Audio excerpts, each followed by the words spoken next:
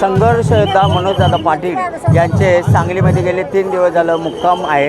या ठिकाणी अनेक ठिकाणी त्यांनी सभासुद्धा घेतलेले आहेत, भेटीगाठी घेतलेले आहेत। आता विट्यामध्ये या ठिकाणी आपण पाहू शकता जय्यत अशी तयारी केलेली आहे। या ठिकाणी JCB लावलेले आहेत त्यांच्या स्वागतासाठी। 30 JCB दोन्ही बाजूला लावण्यात आलेले आहेत आणि या ठिकाणी फुलाचा वर्षाव होणार आहे। आपल्याबरोबर या ठिकाणी शंकरनाना मोहिते आहेत। काय सांगाल? मनोजदादा या लागलेत, स्वागतासाठी जय्यत तयारी झाली, JCB लावलेत। मनोजदादा हे सखल मराठा समाजाचं काळीज आहेत आणि सर्वात महत्त्वाचं म्हणजे सर्व पत्रकार बंधू देखील म्हणतात की कशालाही न फुटणारा, कशालाही न बळी पडणारा एकमेव मनोजदादा जरांगे या मातीमध्ये छत्रपती शिवाजी महाराजांच्या, संभाजी महाराजांच्या नंतर 300-350 वर्षानंतर जन्माला आलेला एक हा वीर मराठा आहे। त्यामुळं अशा या वीर योद्ध्यासाठी सकल मराठा समाज इथे ताकदीनं उभा राहिलेला आहे।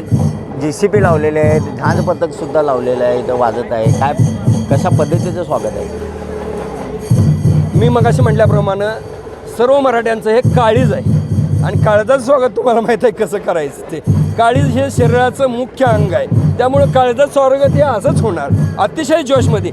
अजून 1-2 मिनटं दादांच्या फक्त गाड्या दिसू द्या, तुम्हाला इथून चौकापर्यंत तुम्हाला उभा राहायला जागा नसणार आहे, एवढंच मी सकल मराठा समाजाच्या वतीने तुम्हाला सांगतो। नक्कीच आपण पाहू शकता या ठिकाणी शंकरनाना मोहिते हे वेगवेगळे उपक्रम करण्यासाठी विट्यामध्ये प्रसिद्ध आहेत आणि आता या ठिकाणी मनोजदादा जरांगे पाटील यांचं एक वेगळ्या पद्धतीनं स्वागत या ठिकाणी विट्यामध्ये करण्यासाठी मराठा बांधव सज्ज झालेले आहेत।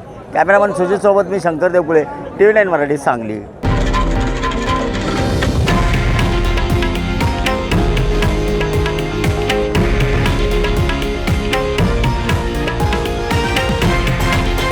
हे आहे देशातील नंबर 1 न्यूज नेटवर्क आणि आपण पाहत आहात TV9 मराठी, एकमेव।